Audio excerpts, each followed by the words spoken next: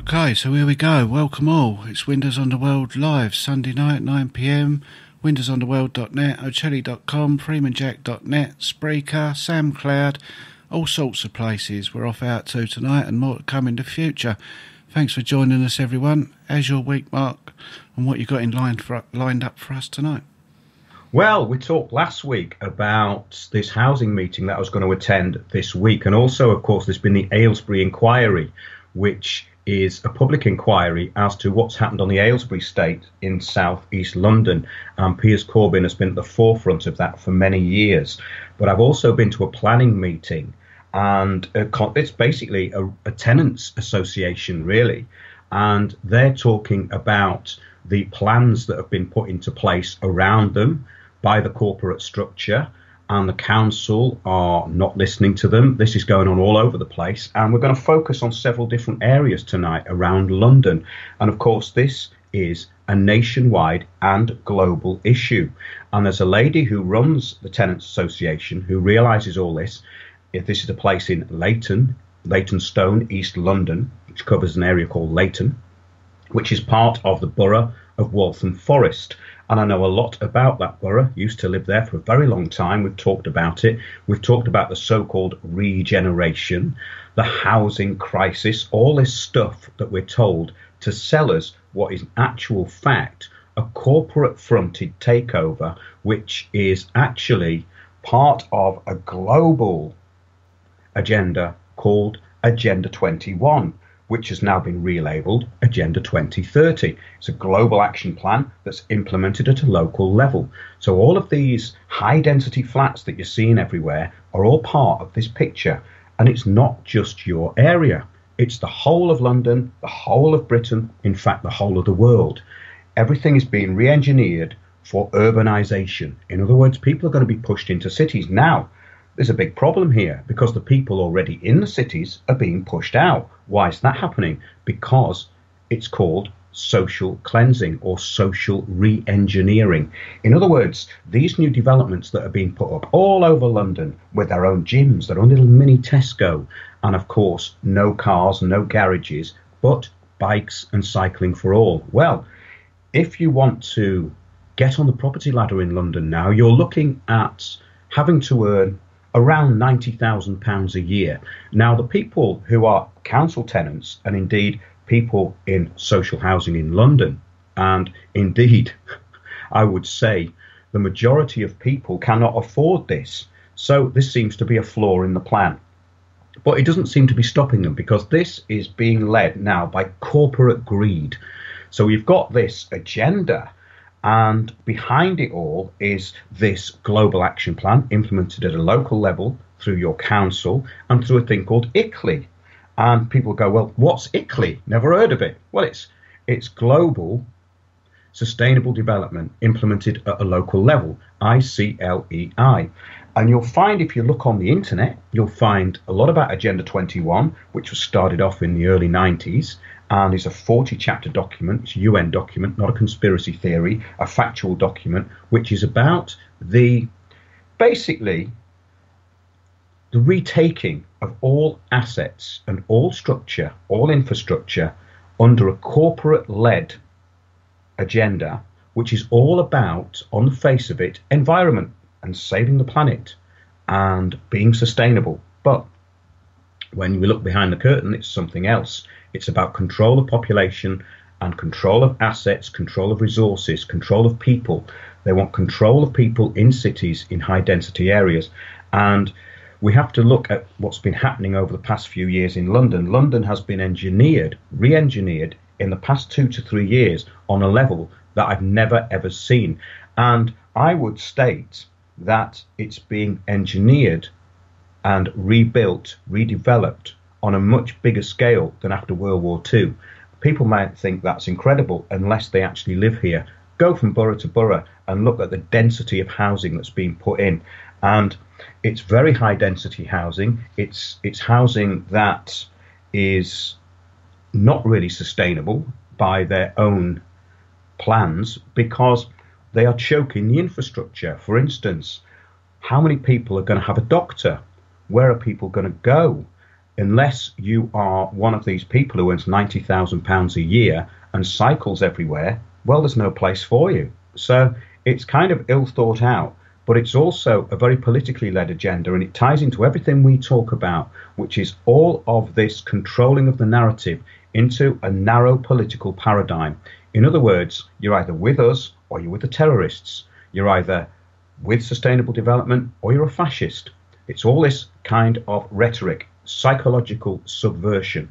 We've talked about this a lot. We talked about it last week. In fact, we talk about it in some respects nearly every week. But what's very encouraging is that a lot of the public have now woken up to it and gone, we didn't vote for this. Why is it happening? So let's just go back over what's happened in the past, say, 10 years in London. Overinflated property market, increased prices and values, which was to gentrify areas, make them all much more desirable. And then the developers moved in. And what we have to remember now is councils are being led by these corporations like Lendlease. We're going to get onto that in a minute. It's very, very important because that takes us into something that's happening in Hackney called the Haringey Development Vehicle. That's what it's called, actually. And this Claire Cober, who's head of the council there, has resigned. And it's very interesting as to why she's resigned. There's been a cover story put out in the papers, but we'll get back to that a little bit later in the show, because that in itself is very, very interesting. Now, what we have to remember with all this is that people's opinions are not being heard. Your council does not represent you. It has been removed from the equation. And what you'll find is that these decisions are being made and you will get fake, phony consultations. You won't be heard. In the case we're going to talk about tonight about Leyton, the tenants there have not been spoken to by the council for 3 years because the council view them to be rather unruly in their meetings. In other words, they actually express their opinions, and we're not allowed to do that these days, are we? So that's another big part of it, the controlling of the narrative by the council. Who's accountable? Accountability has been taken away. Now, council property has been redefined. This is in London as brownfield land. Now, the greatest source of this is, guess what? The council estates. Now, the thing is about this, a lot of people would like them to be regenerated. Many of these council estates in London have been put into what's been called managed decline, which basically means that no repairs are done for up to 20 years. They start falling into disrepair, they develop leaks, the property starts to look unpalatable to the people who've moved into the area, and of course, we can't refurbish anymore. It's going to cost too much, so we're going to demolish. And basically, they give the public the choice, and then they take away the choice. So if the choice is refurbishment, that will be left off the list. And that's happened everywhere, all over London. Now, in council meetings, what we seem to be getting are actors performing sound bites. They use this thing called Delphi technique. They control the meetings, which is why when people actually ask serious questions and know what they're talking about, these people run a mile because they're trained into getting you to agree. And if you don't agree, well, there's only one place they can go, and that's out of the door. Because once you know how this works and the techniques they use, I've seen it in action. We saw it at the Elephant and Castle Regeneration meeting. Absolutely ludicrous. They split everyone up onto tables. You get a facilitator, and they tell you what you're going to get. And they think that you believe that you've been listened to. So this is another very important point that's going up in tonight's show. Savills, the estate agents, are advising on policy for councils, and they advise on high density housing. That's very, very important. And the density of the housing is unbelievable. It's not something that most people would think possible in outer London boroughs. And so I would actually like you to play the first audio, which is featuring Peter Akane, who is Assistant Housing Director in Hackney. And he was at the meeting the other night, and he actually describes what this is about and the density of this housing, which is, just to make this clear, it's in Leyton in East London, and it's two tower blocks called Fred Wigg and John Walsh Towers. One's going to be completely stripped out into a shell, and they're going to rebuild it, and there's going to be a tower in the middle which is going to be sold off as well.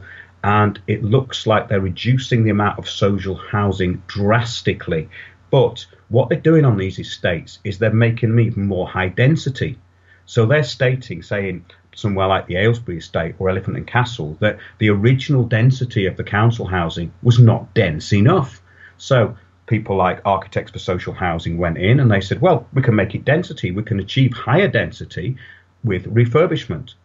And they said, no, we don't want that. They want a full demolition model. The reason they want the full demolition model is that lifelong tenancies go and they get put on assured tenancies, or tenancies which are obviously not as useful and lifelong as the previous tenancies. So in other words, what they're doing is they're reducing your property rights. That's very, very important. This is all about reduction of rights. In other words, under Agenda 21, Agenda 2030, Sustainable Development, you do not have property rights. You do not have private rights of travel. You do not have rights to anything in the private. Everything is public, it's communitarian, and it's run by people we call change agents. And we've done so much work on this, and people who listen to the show regularly will know a lot about it. But because this is such a huge picture, it affects everything. The whole of the political landscape is being led on these principles. And it doesn't matter whether we're talking about this new paradigm of fake politics and fake news that we're in. It all comes down to this subversion. It's a psychological warfare, really, that's being waged on the public. And the good news is that a lot of the public are waking up to it. The problem that people are going to be facing, though, is that they may think that this is some kind of local issue. And once they get their heads around the fact that it's a global issue, then it should start to fit into place. But first, Tony, if you can play that interview with Peter Akane, it's the first one on there about high density. Okay, here we go. Regeneration for sardines. Perhaps the easiest way to answer that without drowning everybody with figures, although I can give you lots of figures if you want, is currently the density runs at what's called 700 habitable rooms per hectare. Now that's sort of the kind of standard. Habitable rooms per hectare is the way that the planners measure density. In general terms, there are relatively few 3 beds, and there are a lot of 2 beds, and some 1 beds and bedsitters. The proposal we don't know because they won't say, but the confidential document that we managed to get hold of, I think some junior official in the council made a mistake and sent it to us, is saying that the density would go up to about 1,000 habitable rooms per hectare. The latest information we have, and this may change because it is all been, we haven't seen anything in writing, is that it's going up to 1,300 habitable rooms per hectare. Now, if you're not a planner, you may not recognise that as an extraordinarily high density. It's the sort of thing that you get on developments over Victoria Station, not a development some way away from a busy rail route and or sort of indeed many bus routes. So it's a 75% or 72% increase, to be precise, increase in density. In other words, wow. So they're virtually going to double the density, packing them in, maximising the profit and minimising the quality of life for those people that live there. Absolutely, and the infrastructure is going to be absolutely hammered, like we said earlier. Imagine that what the pressure this puts on doctors' surgeries. A friend of mine used to work in a surgery in Kingsland Road, which is quite a high-density area of Hackney, and she was stating that they were letting anybody register there, and it was absolutely swamped. And this looks like a plan to collapse the NHS. But what's scary about all this is that even in these outer London boroughs now, we're getting all these roads closed. People are being pushed onto main roads in their cars, sitting in traffic jams all day, same as in California, if you want to look at that. It's exactly the same model. And this hasn't been thought through, but it's been done on this massive corporate grease. So you've got these companies like Lendlease, who were managing all the infrastructure in Haringey, all the council housing and social housing. And it's all being done through people like Savills estate agents. Now, let's look at Savills Complete Streets. It's a full demolition model. It says they're writing policy for local authorities, high density housing on council estates, just like Peter Akane was saying. 58,000 new homes will be hotspot city villages. City villages are areas of redevelopment and regeneration within cities, including more and better housing at a broad range of prices. Well, there's a broad range of prices starting at about $750,000. You know, this is the thing. When they say affordable housing, affordable to whom? These housing companies, these property developers are absolutely making a killing. And this is just now about corporate greed. It says rent levels are facilitated by local authorities leveraging their land ownership of existing council estates in partnership with the private and voluntary sector developers, which is exactly what's happened in Hackney and exactly why it's been kicked out, as we're going to go into. But if you want to see the nice and fluffy face on this is Yolanda Barnes from Savills, who's in charge of a lot of this stuff. This is a quote from The Telegraph, and it's about London property market. And she states here, quite laughably in my opinion, London has always been a city of villages, and the better the village, the higher the value of the properties, says Yolanda Barnes, head of research at Savills. At the very extreme, it is about who is going to be your neighbour, the importance of address, and who you want to be associated with. Can you see what's happening here? They're turning it into an exclusive thing already. Yeah. Notting Hill, for example, has attracted the Cameroonies. This must have been a time of David Cameron. No, I thought you meant people from Cameroon. I'm very, very, very concerned about this already, right? Because that just leapt out at me. The Cameroonies. I think the people from Cameroon might have a bit of a problem with that being associated with, what's his name, David Cameron. Yeah, while Primrose Hill pulls in the Millibans. Now, you're talking about two areas here where you can't get anywhere for under $1 million. So what are they talking about? Both areas have their sprinkling of film and music stars. Can you see how they make it all trivial and all about personality and all about media and trivia and nonsense? It's nothing to do with people actually living there. Could they be appealing to the mind of the narcissist? I think, Tony, that there's a very strong possibility of that, yes. It carries on. There are often fine distinctions, too, in how residents of the different villages earn their money. Yes, there are, because those not on $100,000 a year probably won't be able to live there, you see. This is the point. Some may attract those in the legal profession. Well, they always have plenty of money, don't they? Others, city money. Like minds are drawn together. Fine architecture, garden squares, good schools and speciality shops are key ingredients.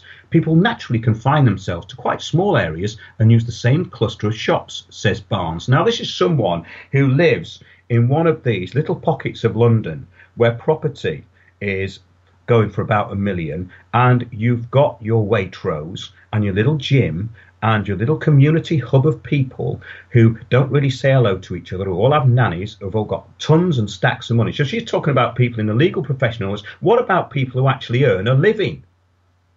This is the point, Tony. What about people who actually go out and earn a living? We're not talking about people in the legal profession and film stars and all this nonsense. I mean, these are a minority. What about people who actually work? This is the thing that they haven't factored in, Tony. Yeah, well, I think they're gradually and surely getting rid of the people that actually work, aren't they? Replacing them with all sorts. But that's another show. Carry on. Absolutely. And get this. But if it is to work, a good village needs a hairdresser, a newsagents, key cutters, shoe repairers and dry cleaners. Well, that's great, but you've closed them all down. Yep. All of the individual businesses have gone. I mean, what sort of world are these people living in their minds, in their tiny minds? This is somebody who works in property development, who has stacks and stacks of money, clearly, and thinks everybody else does. It says, life on the commons. City bankers, their wives and children inhabit the Victorian and Edwardian terraces that flank the valley between Clapham and Wandsworth Common, known as Nappy Valley. Little over 2 decades ago, Northcote Road was no more than a parade of junk and washing machine shops. Now, can you see what they're doing here? Yep. Now it bristles with designer names, yummy mummies and nannies. Now, the thing is that, to me, the junk shops and the second-hand shops are what make things interesting. They're the small businesses that you go in and get a bargain. You think, oh, I've never seen one of those for years. I didn't know they made those anymore. Oh, they don't. We've just got that one left. But what do they want? Yeah. It's absolutely... I mean, I can't even believe that this is real. And it's like it's a joke or something. All those businesses you're talking about there are certainly part of the diversity that they apparently crave. Well, exactly. So, and the whole point is that, like Waltham Forest, when I moved there, they had a lot of independent little shops. The market was much better. There was more individuality. All the individuality's gone from everywhere. So the business that she's talking about that they apparently need are not there. They've all gone. They've gone out of business. They've left. They've been put out by the massive business rate hikes by the council. You know, it's absolutely incredible. I don't understand where these people are coming from, but we'll get to the real people as the show goes on. But it says, pop into Cabbages and Roses for handmade country dresses and artisan jackets. Visit Crumpet for proper tea and cakes. Queue at Gale's Bakery for handmade bread, or at Hamish Johnston for fine cheeses. You can even get your Botox done here. The market is an alfresco Harrods food hall with a cupcake stall and pizza oven. There is no anonymity. That is the price of being in a village, says one resident. The recession hasn't happened here. What planet are these people on? This is like another dimension I've just gone into, Tony. I can't believe it. The whiff of old Bohemia is ever present as arty and literary types mix with big money and old Jewish wealth. It has its own circle of glitterati. Sting, Annie Lennox, George Michael, he's not here anymore, it was a while ago. Ringo Starr, Lulu, Dame Judi Dench, Emma Thompson, Russell Brand, Ricky Gervais and others. The houses in the village are the Diamonds. A mansion in Frognall Way, an unmade uplaid off Church Row, is on at 12.9 million. And a contemporary 4-bedroom house in North End Road is on at 4.5 million, both through Glentree. And they've got the number of the estate agents, Tony. That's handy. Are you going to give them a ring then, Mark? I think I'll be calling them first thing on Monday morning. I fancy somewhere like that, you know, with its own... Well, actually, I'm a bit lactose intolerant, so I don't know about the fine cheese shop. But I think the other things sound great, don't they? Homemade country cakes. I can't get over this, Tony. My life's going to be turned around. I'm going to be a village person. I can't get over it, Tony. I'm absolutely flabbergasted over that because I just mentioned her name and it came up there and we quoted her, and that's what these people are actually thinking. So it's just absolutely mind-blowing. Yes, the Savills 2014 in City Villages document for the Brownfield Estates, the Brownfield Summit, 13th to 14th of April 2016, which brought together leading decision makers focused only on brownfield opportunities. Now, what could brownfield opportunities be? Oh, I know. All the council housing in London is brownfield. Dirty, disused industrial wasteland, ready to be cleansed. Social cleansing, you see. Sounds like a lot of money to be made there. Absolutely. Well, this is incredible, Tony. It's absolutely incredible. And we've got so much to get into that I better carry on. Now, could we have the Peter Akane interview, please? Because I think Peter Akane throws quite a lot of light onto the subject. Okay, so I'm with Peter Akane. So, Peter, you've just been speaking at the meeting tonight, which we're going to report on. Can you just give us a bit of your background and what you think is actually going on here? Okay. I was an assistant director of housing in a few London boroughs. I'm now retired. As to what's going on here, I think it's a combination of that the council bureaucracy has been captured by Savills, the sort of planning consultants who are in favour of regeneration. And I think the council has a gentrification agenda. And I also think that there's an element of inertia, and they're just continuing down the path they had already decided on, even though the facts have hugely changed. So the justification was never good. It's now non-existent. It's very interesting how everything's changed. The whole infrastructure has changed, and of course all of the closing off of the roads with no public consultation. I was here for that, and it's extended outwards. So now we've got these high density housing. So in your opinion, what do you think all this high density housing is really about? Well, Initially, the high-density housing was to generate extra homes that they could sell. Now, I think the density is so absurdly high. It's, to be technical, 1,300 habitable rooms per hectare, which is far too high, about 4 times the density of the neighbouring streets in this locality, that it has no justification. But there is a belief, if you read reports by the London Villages report sponsored by Savills, which promotes the idea of densification of council estates, and that has been part of the driving force behind these types of initiatives. The reality is that if they try to do this to owner-occupiers, they would kick up such a fuss that it would never happen. So, in a sense, in terms of actually densifying properties, council estates are a relatively easy target. Were you aware of the Brownfield Summit in 2016? No, I was aware of it, but not of the detail. That was the summit which I think confirmed the government's view that all council housing is effectively brownfield sites. Exactly. 400,000 council homes could go from just that summit. So it's quite interesting that you're aware of this. You've been around a long time. Have you ever seen anything quite like this on such a scale? I think that what's happening in Leytonstone by Waltham Forest Council is not unique. There have been 30,000 homes, council homes, which have been subject to regeneration. And although the total number of homes that came out from that process was about 60,000, there were about 8,000 fewer council social rented. Those are figures from a Greater London Assembly report on the impact of regeneration on council estates. So it's what's happening here with the loss of maybe a third of the social rented is not unique, although the justification is perhaps even more flimsy in this case. Yes, and it's starting to come in a part of the seams. So I know you've got to get off. Thanks very much, Peter Akane. Thank you very much for being on Windows on the World. Okay, goodbye now. Thank you. Well, there you go. Yeah, well, he's aware of what's going on, and he also made the point that, it's not a local issue. He knows it's a London-wide and a national issue. And these people are actually getting behind things now. There was a very powerful meeting in Leytonstone at the Epicentre last Wednesday, run by a lady called Sonia, who's part of the Tenants Association of Fredwick and John Walsh Towers, these places that are going to be kind of refurbished. And I'd just like to go in the history of them a bit, because they've been very unfortunate, the people there, in a way, because these 2 tower blocks, here's a little quote.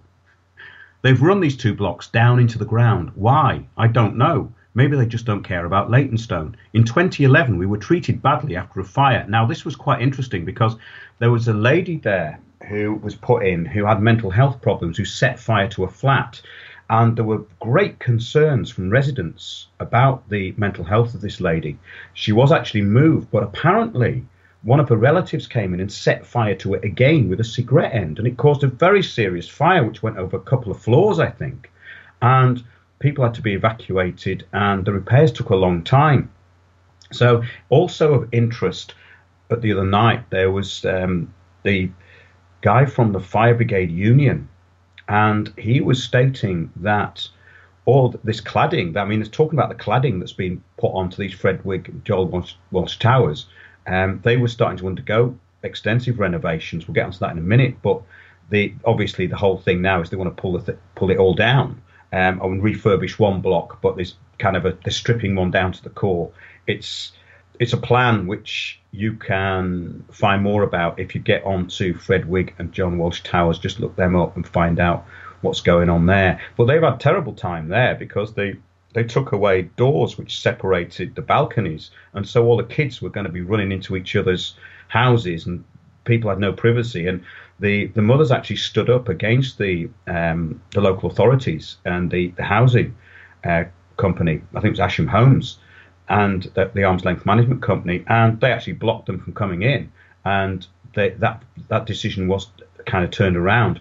But what's going on is people are just getting steamrolled. So now's the time where you have to get involved. Otherwise, this will not stop. And people are now finding that they're in the middle of something which they didn't know was possible. They didn't know it was possible for this to happen in such a short time, just like in Waltham Forest. But I mean, in 2012, these poor people, a council went ahead and put missiles on the roof of these power blocks and then published it and told everybody where the missiles were. So they were basically sitting ducks for a terrorist attack from the time of the Olympics. And it's been an ongoing problem for them for years. And the Residents Association there is not particularly strong, but this lady, Sonia, has done a lot of work there.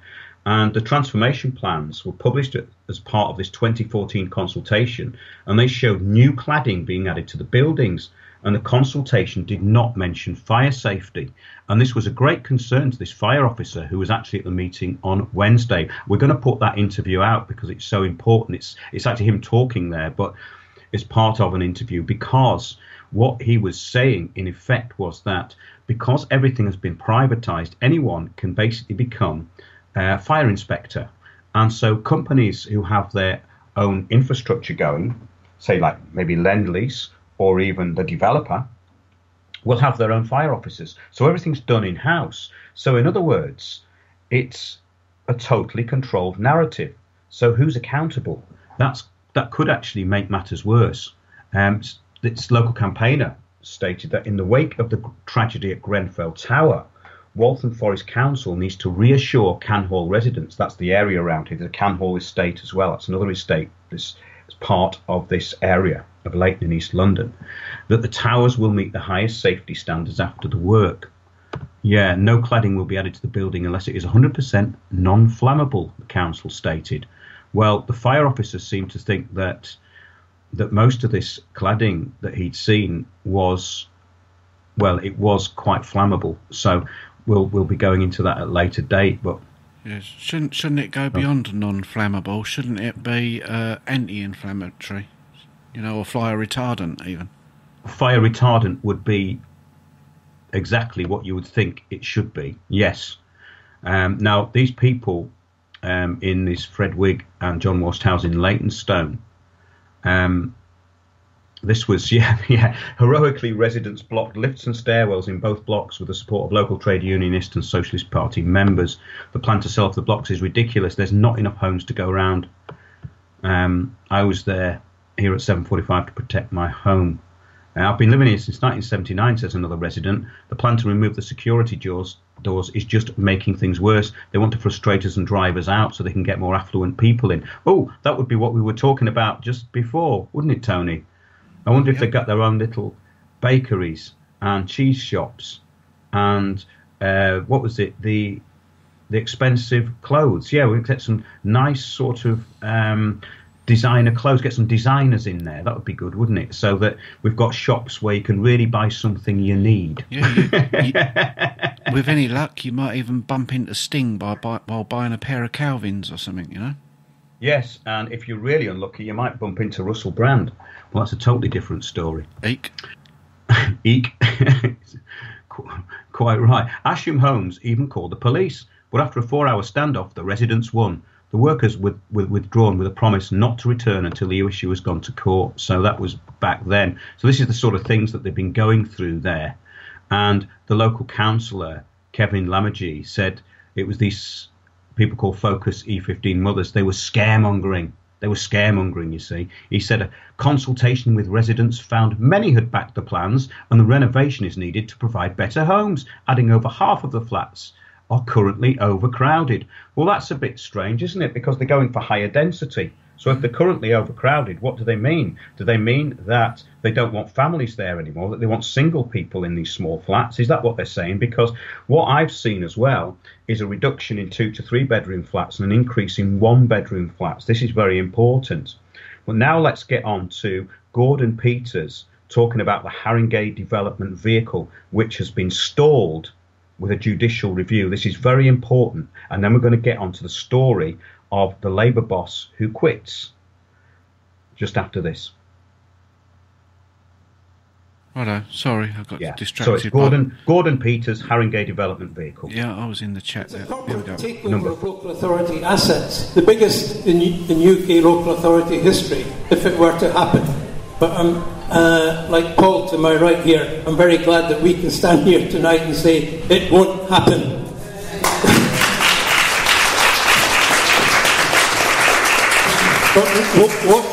And I'm not going to talk very much about the content, more about the process. I've been asked to how we got from a year ago to where we are now.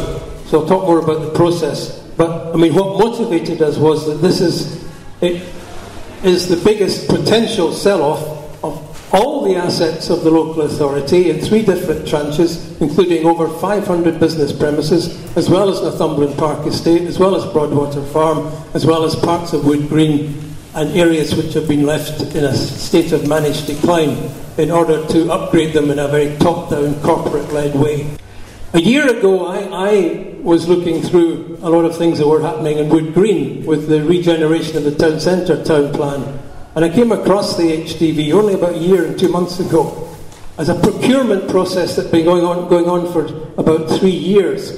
And it turns out that Phil Jackson and people like Paul Burnham from Defend Haringey Council Housing had been looking at this for longer than me, and were also worried about it.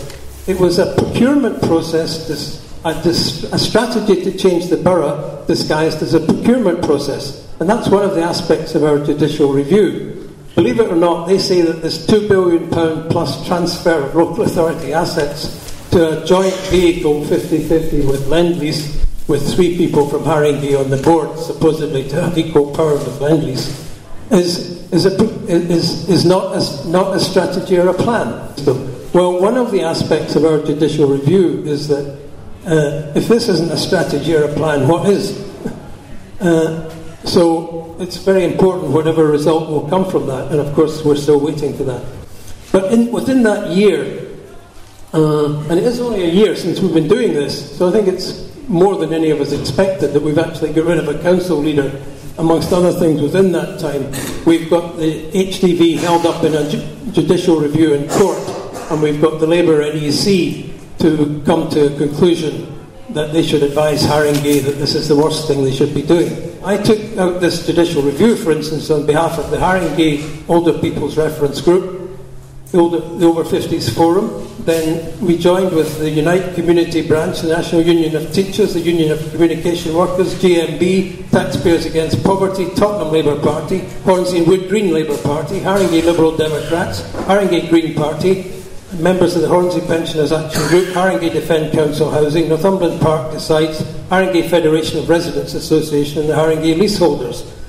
And because we got so many people involved in this in a very broad approach to say, we don't like what you're doing and we want to stop it, we've eventually convinced the 2 MPs, Catherine West and David Lammy. They may have taken some convincing, but they have seen what pressure from below can do to come out in public and say this shouldn't happen. So, through social media, through using the council, through using public mechanisms, surfacing what's happening through constant freedom of information requests to people in the council, through the Facebook site, through public meetings and demonstrations, marches, deputations to the Cabinet, several call-ins of the Cabinet, writing to the papers, getting, for instance, the Hammond High in the west of the borough on site, but not the Tottenham and Wood Green Independent, which seems to be editorially very close to the current Labour leadership, and to Spurs. And there is a Spurs aspect to this, I'm not going to go into it, but Haringey Council has given a lot of money to Spurs,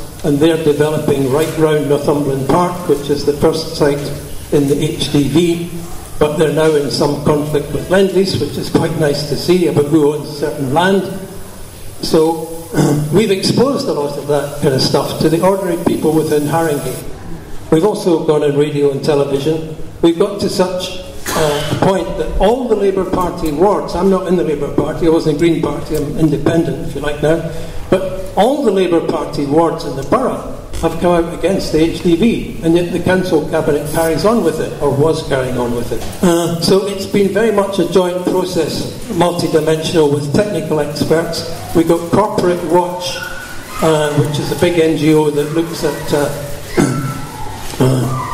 big big company corruption across the world. We got them to do a profile on Lendlease, which is quite embarrassing for Lendlease. And we sent it to Australian journalists, because that's where Lendlease are based, and the media around the world. And I hope it affects Lendlease's share price. So you have to be ready to take on and use the various technical, professional, grassroots organising skills of whichever kind you have, and that's what we've done in Stop HDV, and it's been very much across the board. So that's the answer to Cober saying this is just about a momentum takeover, and some people being supposedly sexist towards it, which is absurd actually, given how Haringey Council Cabinet in the last few years is one of the most arrogant, supercilious leaderships of a council I've ever come across. I used to be a chief officer in Hackney in the 1980s when we had a committee system and all sorts of things happened, but it was a hell of a lot more open and transparent than anything I've seen in Haringey since. So of course we challenged that. The press have picked it up, as I say. The Labour MPs for the borough have picked it up. We crowdfunded for the judicial review, and we've raised over £35,000. So we've actually got money in the bank at the moment, in the bank of the lawyers, if we need to appeal a judgment. So I think we've got it covered legally, and the lawyers are already instructed to take out an injunction against Cober if she tries to, and she knew that, if she tried to sign between now and the end of March. So I think if you add these things together, that, the Labour NEC's decision, and despite her attempt to whip the opposition councillors in Haringey within Labour against her, she realised she was losing the battle. But we had to fight on all of these fronts towards redevelopment of localities and boroughs. There's millions of pounds there, which we've asked freedom of information request, and we haven't got answers to about what happened to that money. I just know that Tunnel Gardens, quite near me, which is a very small estate in Wood Green, Alexandra Park, has been going to degenerating through managed decline for the last 20 years, and yet it had hundreds of thousands of pounds allocated towards it. None of it was spent, that we know. So it is about managed decline, it's reversing that, and it's about reversing that. Last things to say, Cober has resigned. They're not going to try and push through the HDV before May, and the candidate councillors within Labour, and of course the Lib Dem opposition, and any Greens who might be lucky enough to get there, are all totally opposed to the HDV. So we know that any council after May will be against and will stop this. So I hope very much that people in other London boroughs, like your own, who are combating this top-down transformation, will take some heart from the fact that you really can stop these things. Thank you. Right, so what we've got there with this managed decline that he was talking about, same thing you was talking about earlier as well, is the age-old and very effective problem, reaction, solution scenario, and you have got a really good group of people there that are working hard to stop them doing this stuff, and I think it's about time that more people got involved and got some momentum going with this, because it's now or never, I think. Exactly, and what this has achieved is to embarrass Haringey Council completely, because they've basically been caught with their pants down, which is probably the right kind of phrase for it. They're sort of staring in the headlights, because this Claire Cober, this was on Tuesday, this was the day before the meeting, and I think he was referring to that, Gordon Peters. The headline in the London Evening Standard, the cover story for all this was, Labour boss quits with blast at Corbynista bullying. Haringey chief goes after momentum campaign. Now, you can hear from what Gordon Peters was saying there that this wasn't really just a momentum campaign, was it? This was a campaign waged on many fronts by many organisations and very legally. It was an entirely legal battle, and they've got a judicial review which staved the whole thing off. Now, this is why Cober has resigned. But listen to this story. This is the exclusive in the London Evening Standard. This is the brainwashing nonsense that commuters are given to read on their way home. The leader of Haringey Council quit today and blasted sexism and bullying by supporters of Jeremy Corbyn.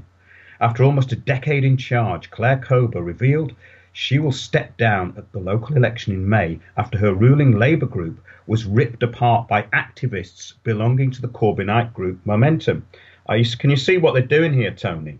It's basically they're using the old Saul Alinsky, throw it back onto a victim, and that victim is actually not really connected to it. Corbyn is in some ways connected to this because he would be against the Haringey Development Vehicle, but we've just heard from Gordon Peters, that it was nothing like that. So none of that got into the press.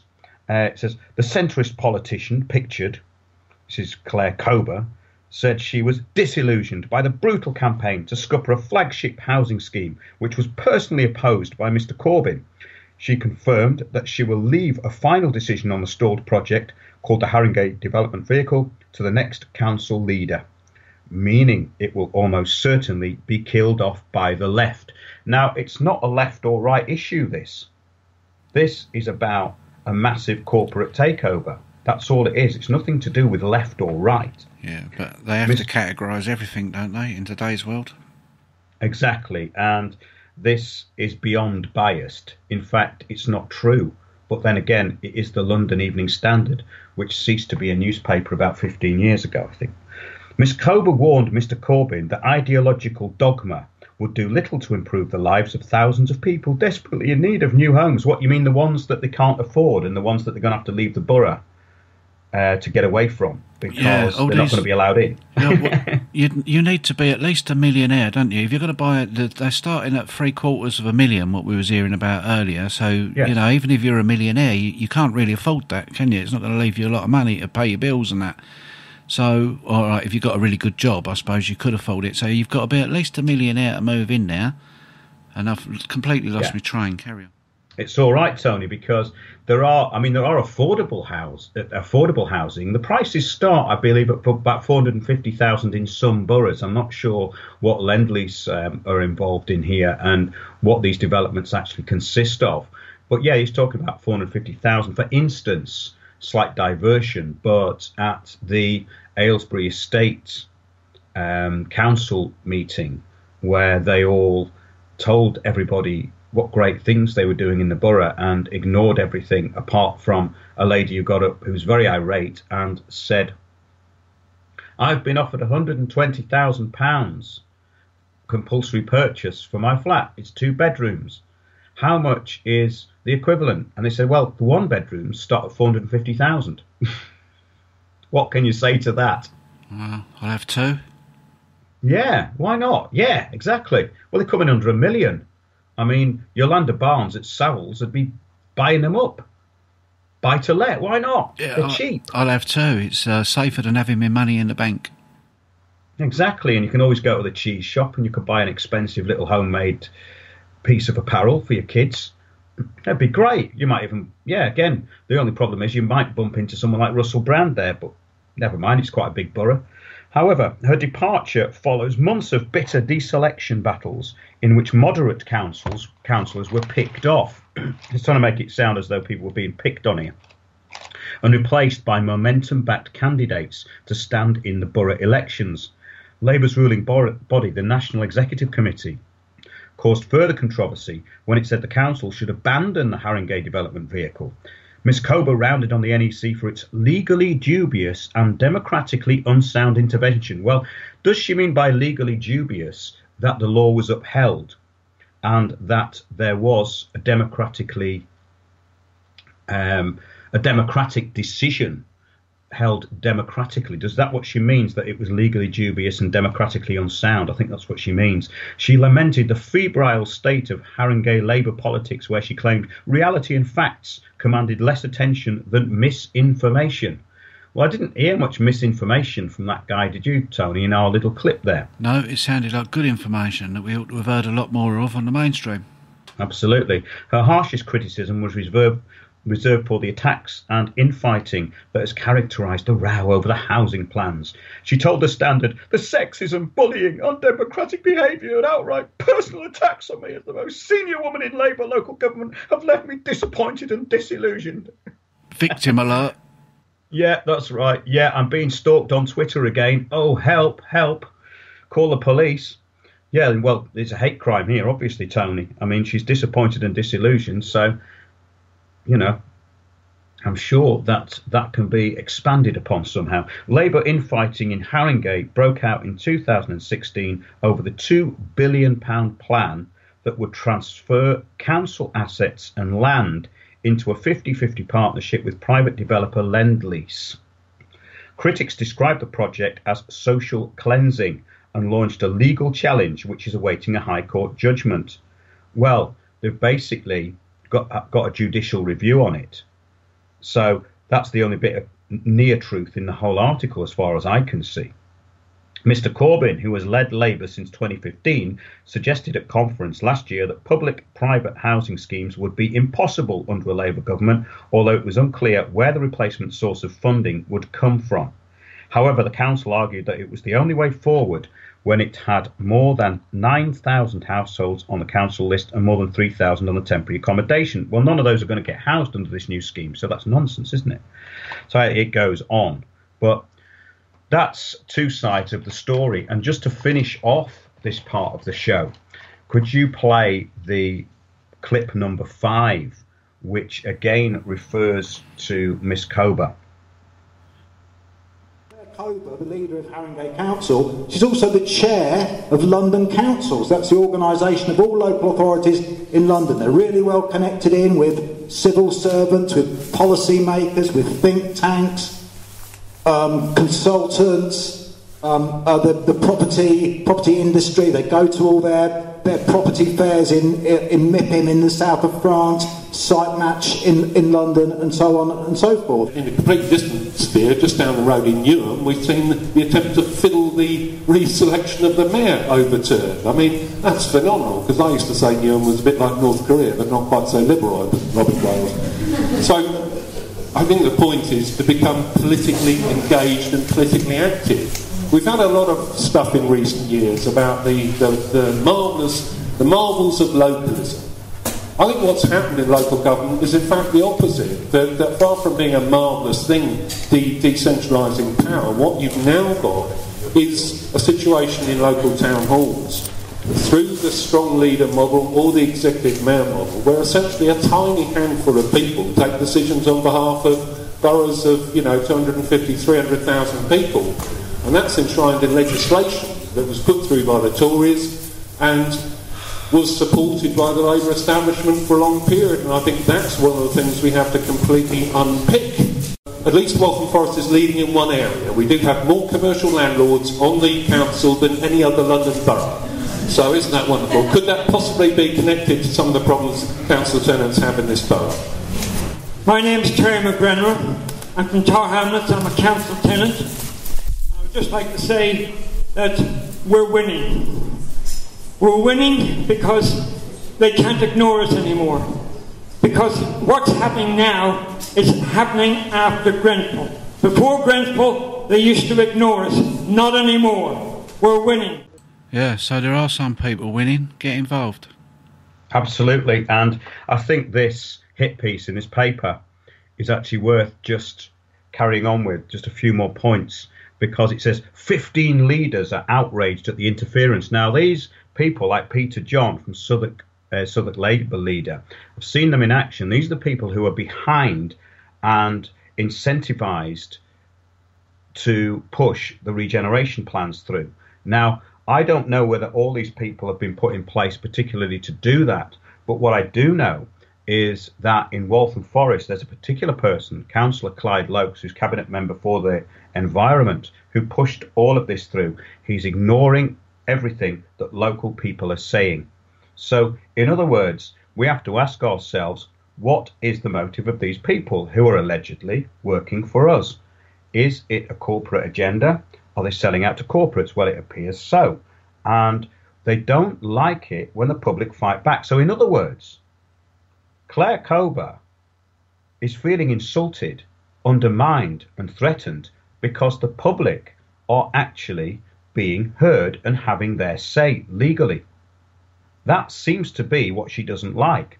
And of course, when somebody doesn't agree with you and things don't go your way, it's bullying and it's sexist. Have we heard this before, Tony? I think we have. Yeah. I can think of a few examples of this in the recent past, and it goes into everything we're saying about the cult of victimhood. Well, in actual fact, what these people are doing, the people who are fighting back, make themselves the victims. They have to make sure that the public know that they're the victims. The public have to inform the people who are being victimised that they are the victims in this. It says London's council leaders have rallied behind Haringey chief Claire Cober, who announced today that she was standing down in May after months of personal attacks. Now, wait a minute.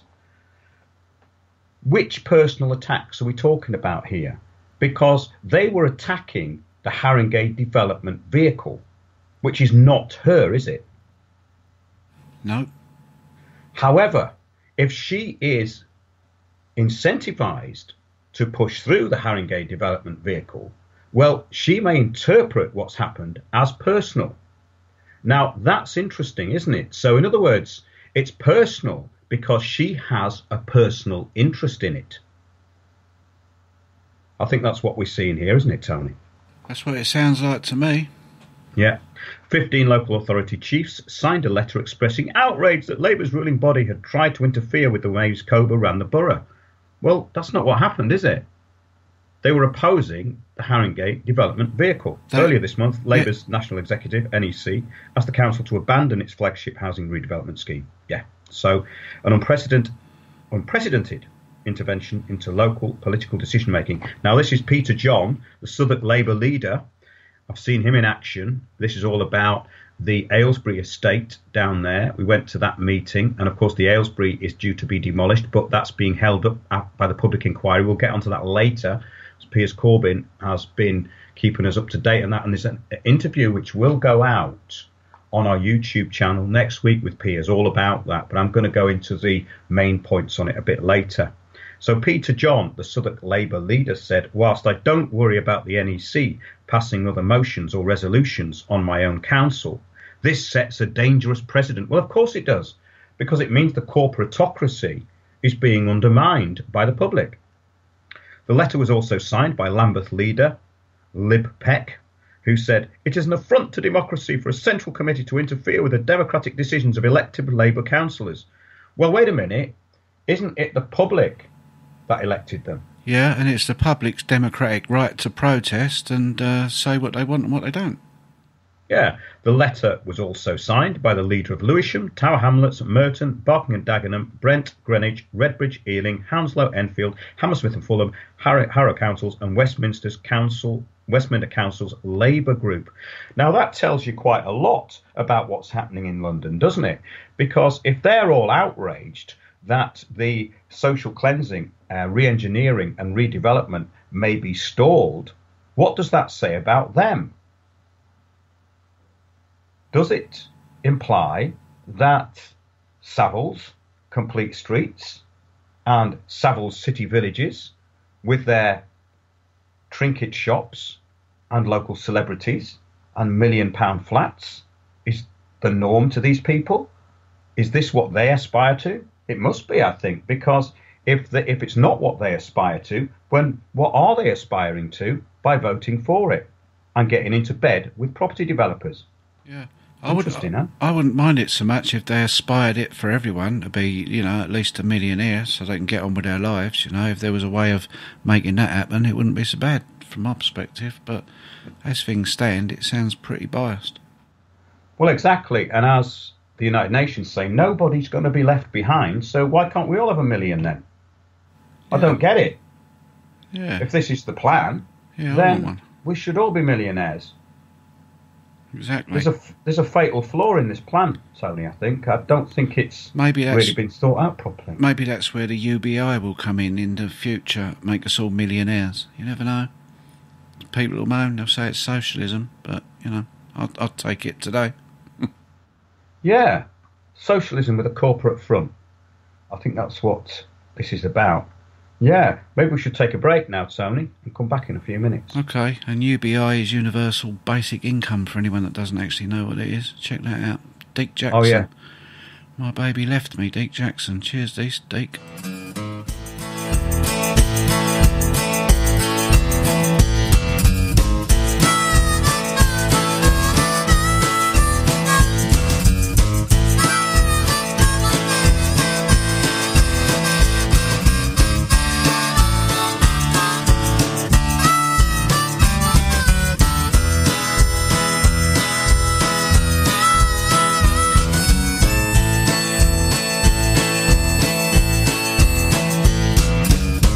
My baby left me 'cause I didn't love her right.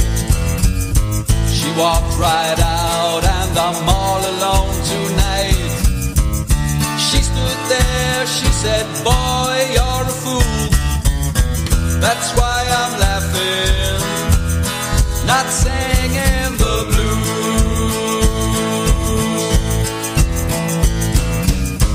My baby left me 'cause I did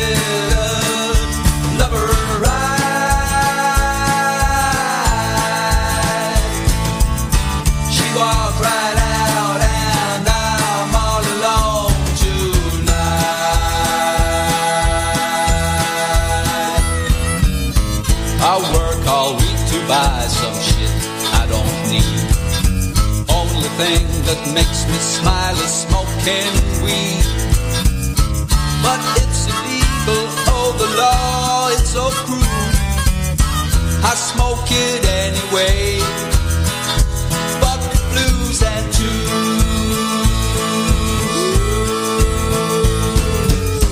I work all week to buy some shit I don't need.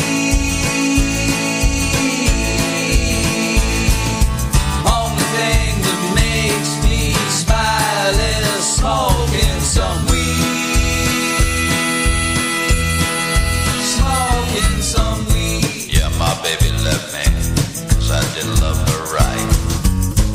She walked right out and I'm all alone tonight. She stood there, she said, boy, you're a fool. That's why I'm laughing, I'm not singing the blues. I had a trip, boy, I was flying in the light. A few shrooms and you'll be feeling alright. What's good for me may not be good for you. Maybe that's why you're singing the blues.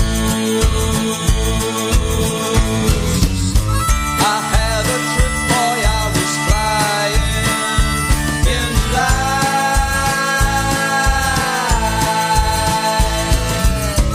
A few shrooms, you'll be feeling alright.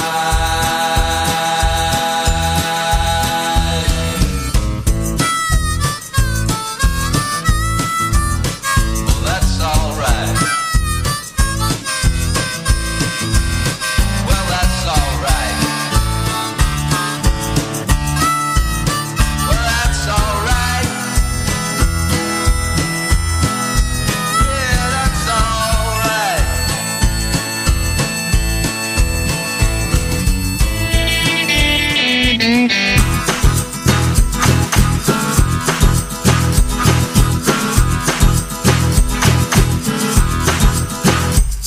Ain't got no job, ain't got no money, but the birds still sing, the bees make honey. Oh, left my worries and woes behind. Some clap, women clap through the night. Blues, rock, funk, soul, hip hop, devil's in me and he won't stop. Rock and roll, funk, hip hop, soul, shake it, baby, come on, let's go.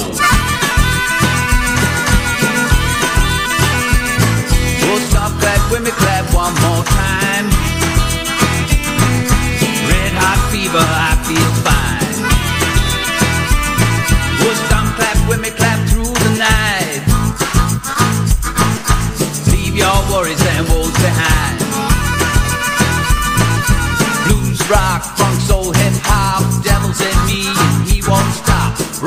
roll, funk, hip hop, soul. Shake it, baby, come on, let's go. Ooh, I wanna feel the heat.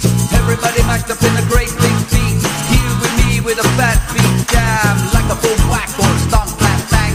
Rock and roll, funk, hip hop, soul. Shake it, baby, come on, let's go. Stomp, clap, now you put your right foot down. Real loud so you can hear the sound. Stomp, clap, then you clap a hand to a hand. Do it twice and then you turn around. Ain't got no job, ain't got no money, but the birds still sing, bees make honey. Oh, left my worries and woes behind. Stomp, clap, women clap through the night. Blues, rock, funk, soul, hip hop, devil's in me, he won't stop. Rock and roll, funk, hip hop, soul. Shake it, baby, come on, let's go.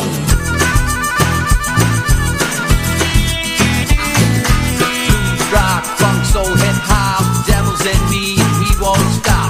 Rock and roll, funk, hip hop, soul. Shake it, baby, come on, let's go. Shake it, baby, come on, let's go. Shake it, baby, come on, let's go. Shake it, baby, come on, let's go.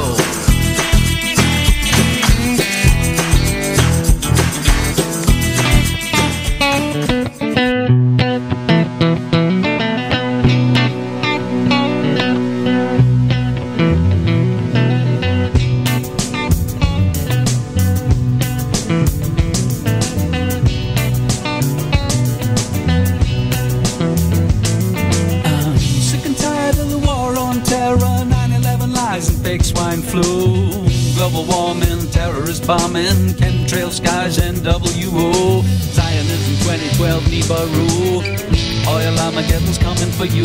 I just got here and so did you, but now we gotta save the fucking planet too.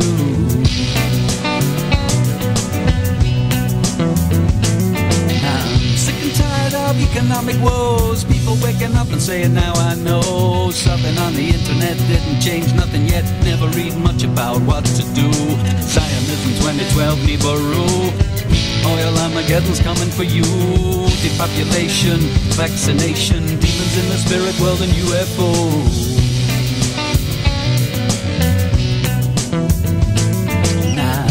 Enough conspiracy theories about the shit we're in and how deep is the hole. We're the master making the grass green, no wrong or right, so what do you do? Deforestation, media manipulation, our extinction's making me blue. Everything wrong with the world, it's true. The problem is me and you.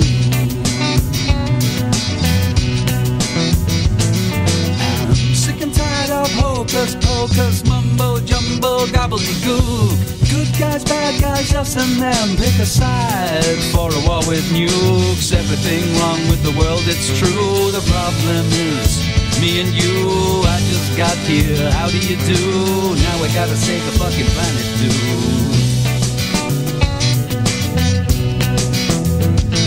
So I fought the war with my credit card. It wasn't my money, so it wasn't hard. Went shopping for shit that I don't need, with a great low price of slavery. In the war on terror, the big swine flu, the chemtrail skies and NWO, Zionism 2012, Nibiru, the oil Armageddon's coming for you.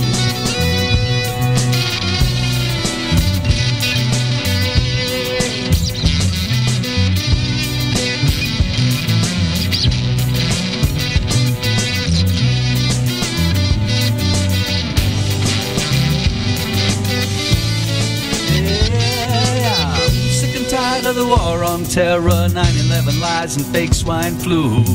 Sick and tired of economic woes, people waking up and saying now I know. I had enough conspiracy theories about the shit we're in and how deep is the bowl. Sick and tired of hocus pocus, mumbo jumbo, gobbledygook.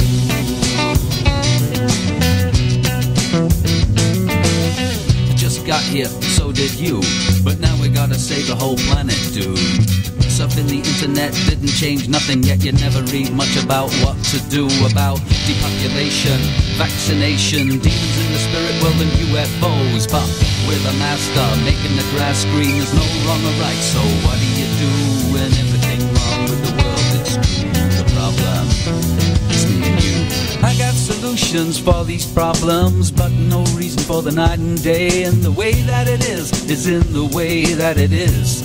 It is that way. Deforestation, media manipulation, our extinction's making me blue. Everything wrong with the world, it's true. The problem is me and you.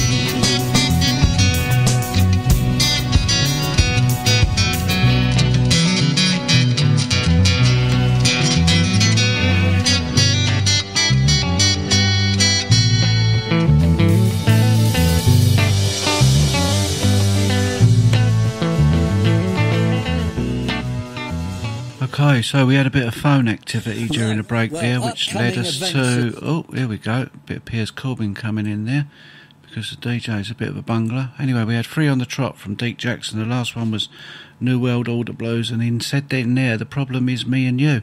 And I've got to agree with him. We are the problem, we are the solution.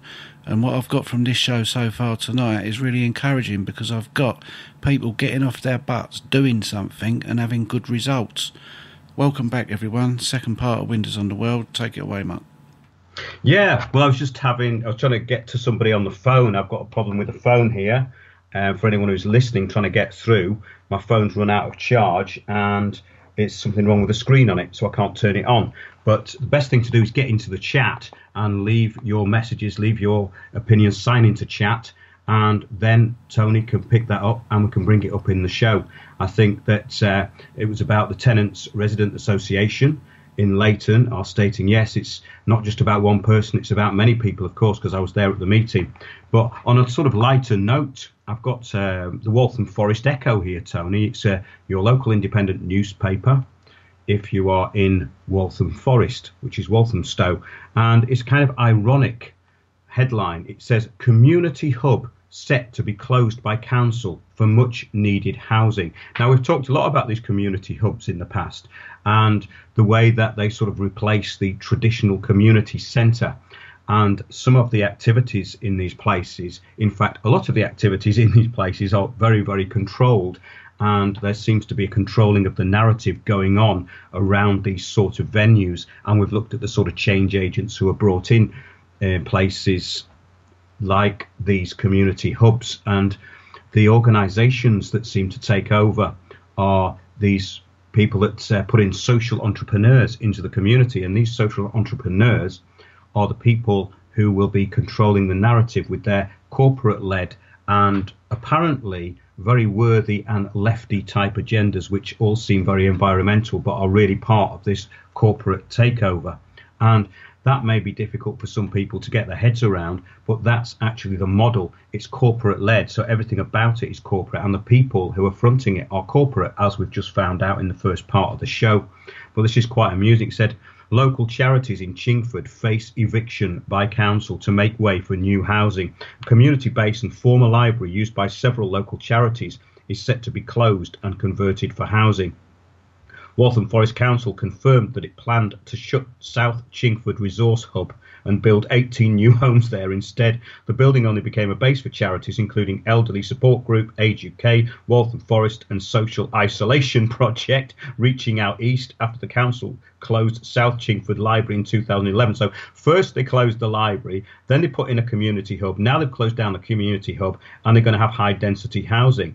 So it says Emma Tozer, Chief Executive of Age UK Waltham Forest, was taken by surprise at the decision, having only signed a new lease with the council last year. She said, this has come as quite a shock. We signed a 5-year lease on October 2016. We only found out about the plans as I was trying to negotiate a further extension to the lease. I must stress that Age UK, Waltham Forest and Reaching Out East as organisations are not ceasing to function, but are having to plan how we will deliver services in the borough. So this is very indicative of the way all this is working. There's not really a lot of thought going in, and corporate greed seems to have absolutely taken over. So we've got this kind of greed coming in, which is steamrolling over everything. And it seems to be out of control unless, of course, the public start acting, which they are doing. So this is another leaflet I've picked up here, and it says, appeal to all residents, join the occupation of E17 Market Square. Now, Market Square in E17 is very, very small. It's at the top of the high street, and it's already surrounded on three sides by buildings and the shopping mall and banks. And on one side is slightly open, but I think they're trying to build on that because the people who own the shopping mall, private companies, it says here, are moving in everywhere.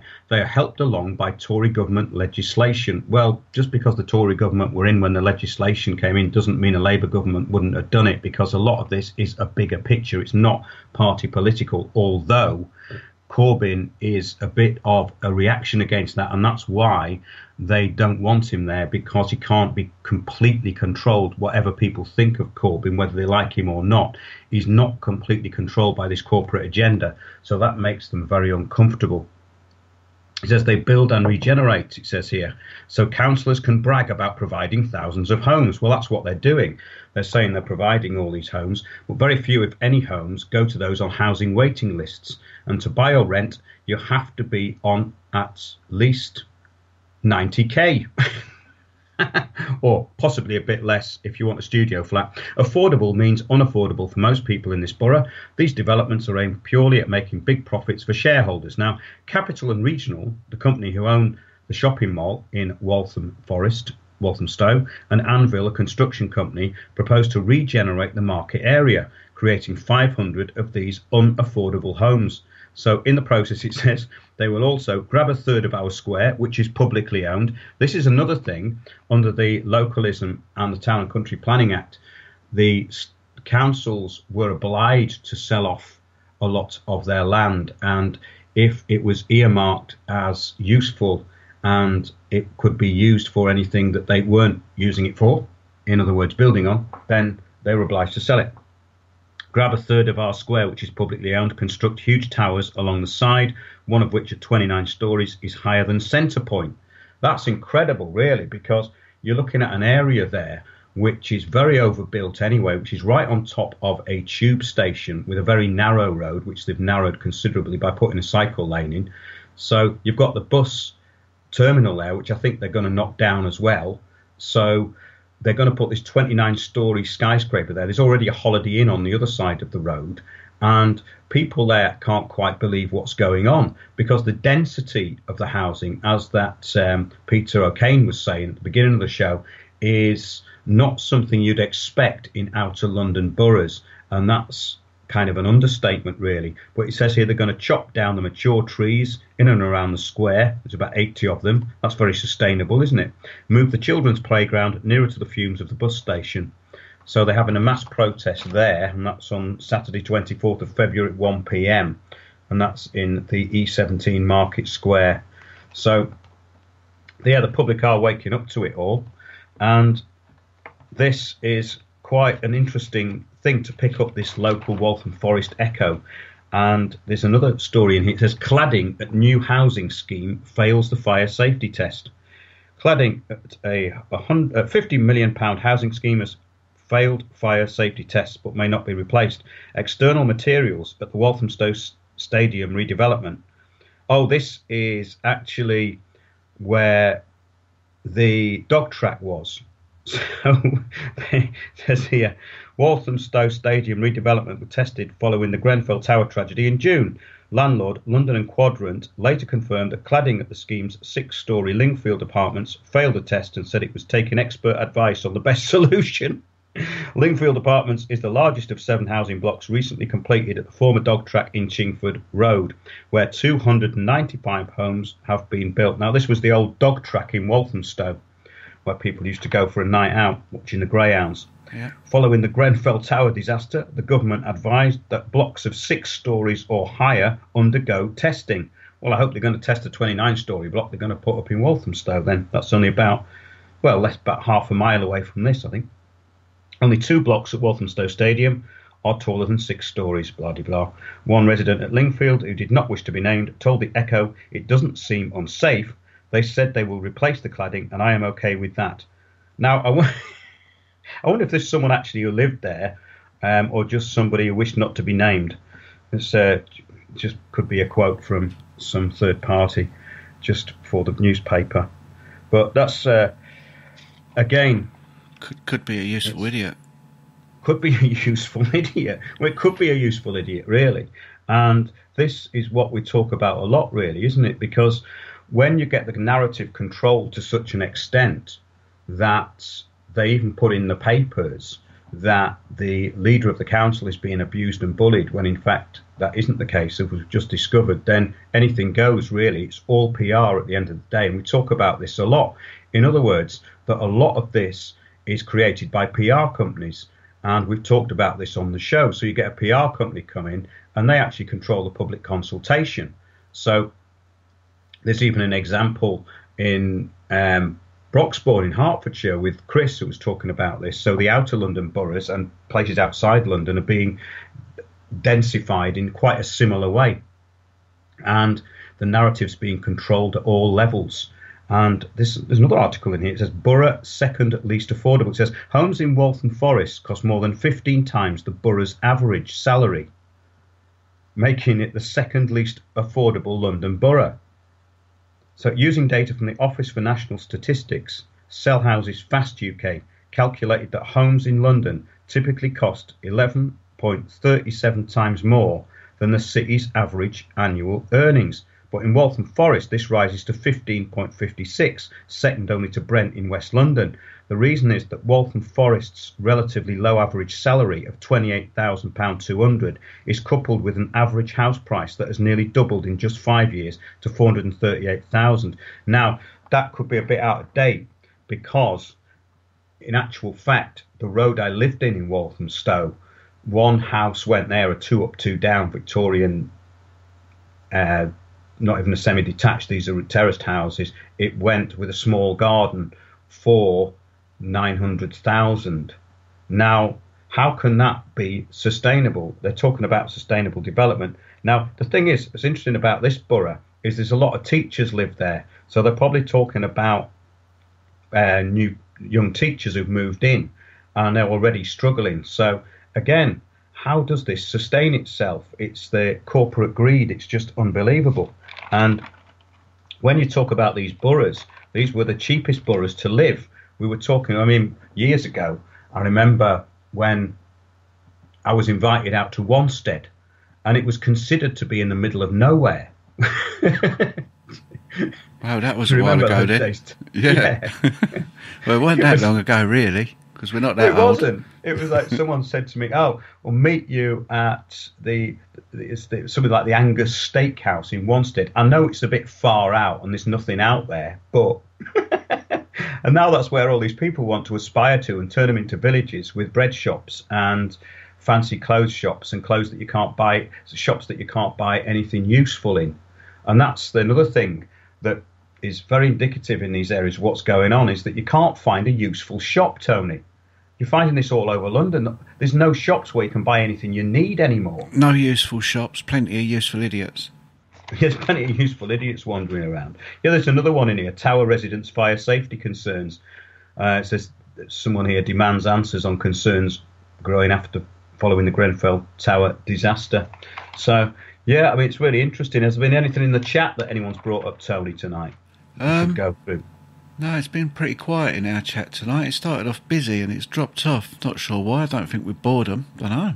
Maybe it's late on a Sunday. But it's been very, very important stuff we're bringing up tonight. Probably one of the most important things. But I think the thing is with a lot of this stuff as well is that when you get onto very, very important things, a lot of people kind of turn off because they want a bit of entertainment. But our shows are generally pretty informative. In fact, when I listen to them afterwards, I actually pick up quite a lot of information. And the stuff that we put out so far, I've been very pleased with, especially with the background of this sort of stuff that we're putting out. We're actually putting out a very big background as to what this is about. Yeah, it's excellent information, and I've got no doubt you're equipping a lot of people that are just getting into this with all the tools they need, and it's important stuff. So if you want entertainment, then turn the telly on or whatever, you know. But for those that are trying to do something, then this is the place to be because the information's all spot on, well researched, no messing about. Well done, Mark. Yeah, well, we try and get everything right. I mean, I think that there's obviously a few details get lost here and there, but I do cover quite a lot of stuff. And the thing is that this is quite an important time, I think, because with this fight back, especially this Haringey Development Vehicle being stalled and probably overturned, it's a massive kick in the teeth for people like Lendlease, who thought they were going to come in and just take everything over. And of course, the developers are putting these high-density housing places. It's incredible, really. I mean, it doesn't matter what part of London you go to.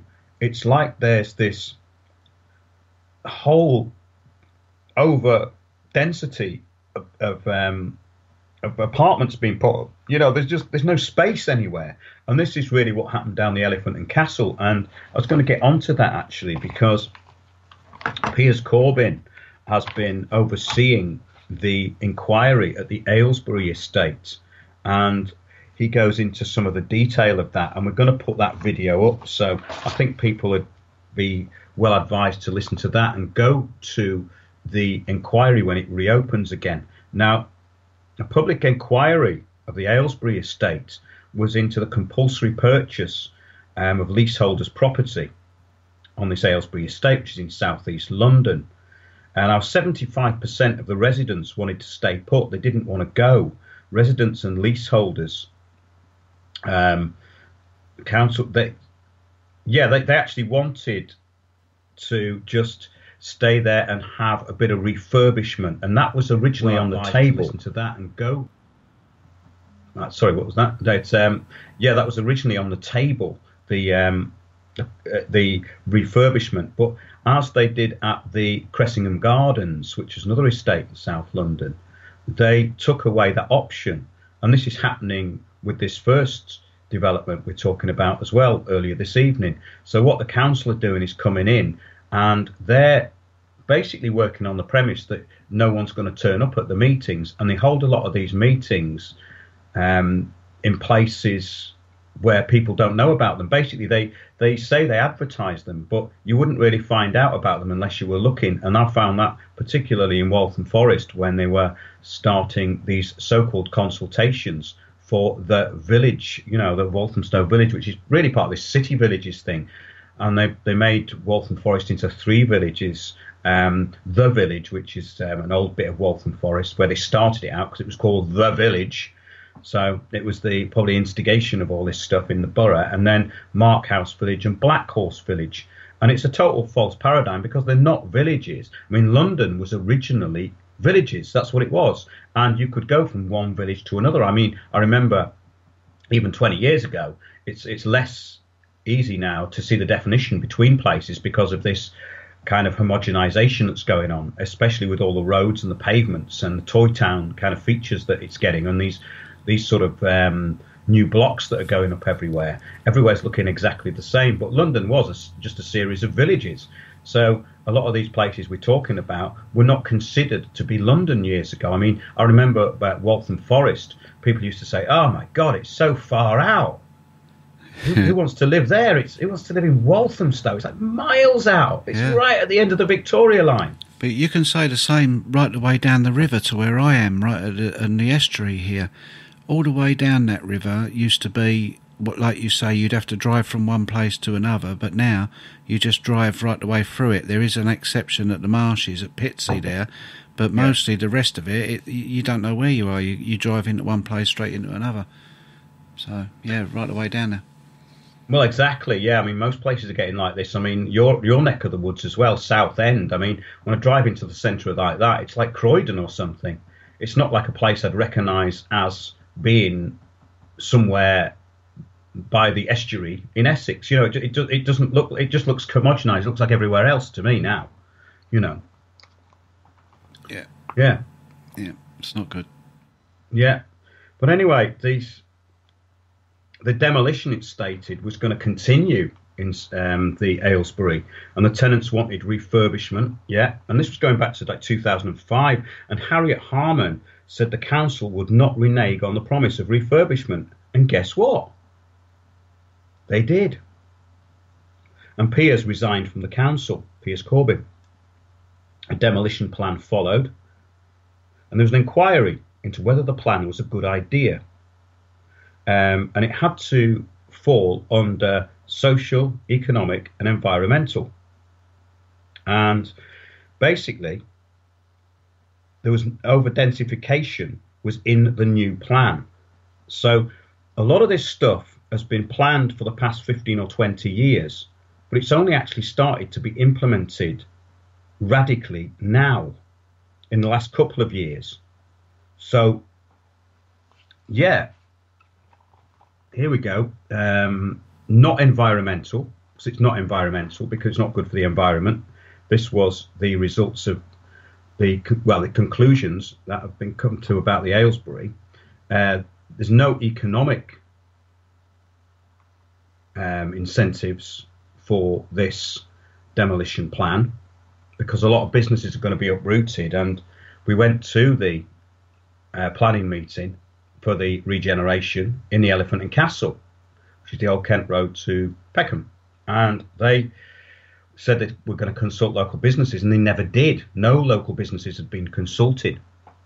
And so it says here, yeah, refurbishment, the cost was less than demolition and redevelopment. So basically what they were doing was to build more and sell them at higher prices. And the survey had loaded questions in, and we found this with a lot of places. And going back to Leyton, the people who lived down there opposed, on one side of the road, they opposed the controlled parking zone. And they were told that if they opposed it, they wouldn't get a parking permit. Well, that's not very democratic, is it? No, it's not democratic at all. It's no good when you live there as well. Parking's another show, isn't it? You know what I mean? It makes me mad. All that, they cram all these people in like sardines, and it's obviously part of that policy to get you out your motors, because if you've got nowhere to park one, well, it's pretty hard owning one, isn't it? Well, exactly, and that's the point. I don't think this has been thought through properly, though, with the infrastructure problems that are occurring. But the actual congestion on the roads has been planned. There's no doubt about that. They've been planning for this congestion. This was the idea, to force people onto a few main roads, which would be gridlocked all day and become over-polluted. And so people who've been co-opted into environmental issues would then say, it's us and our children, we can't be breathing in these diesel fumes all day. Now, I've noticed that because it's been in the news recently and being pushed about diesel cars being banned, that, or having to pay huge amounts more to come into London, that you've got now these kind of social justice warriors saying, if you drive a diesel car, you are responsible for this. And it's got like a headline that says London's pollution levels are rising.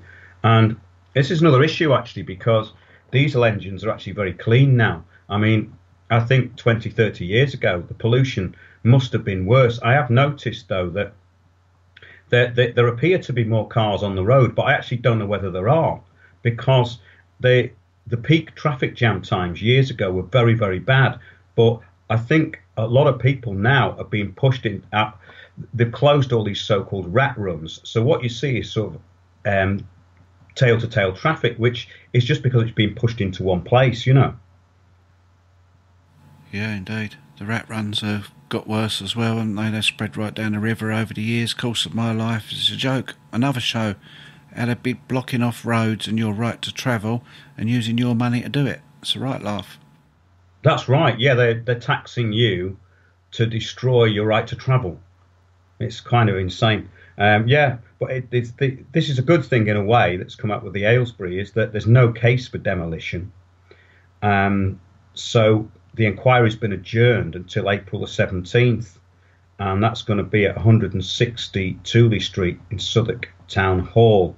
And you can see one of our shows about the regeneration, which covers all that. And as far as the Elephant and Castle goes, the Delancey plan for the shopping centre, the destruction, removing of street traders. There was a lot of street traders there, and the shopping centre, the actual destruction of the shopping centre, getting rid of the street traders, that plan has been deferred. 300 people turned up to the town hall And when the Haringey Estates, the Haringey Estate's been knocked down, it's going to be knocked down. It hasn't gone already, and there's been more and more opposition. So that's quite encouraging, really. Now, a lot of this is about over-densification, and that's the whole point of it. So what we've got in every borough now is there's too many flats being built and not enough infrastructure. And there's something I've pulled out here. Yeah, there's no room for the infrastructure anymore, is there? What you need? No, this is right. And this is from 1st of the 12th, 2017. Immediate evacuation policy at London flats. Hammersmith and Fulham Council issued resident evacuation advice. Now, bearing in mind what we've been saying about these flats, that of course were, oh yes, of course that one in Waltham Forest, that block is safe because somebody said it was, then that's kind of interesting. It says a London council has introduced an immediate evacuation policy for 2 tower blocks after fire safety breaches were found. Hammersmith and Fulham Council has written to residents at Hartock Point and Lannoy Point with updated evacuation advice from the London Fire Brigade. Landlords usually adopt a stay-put policy for tower blocks.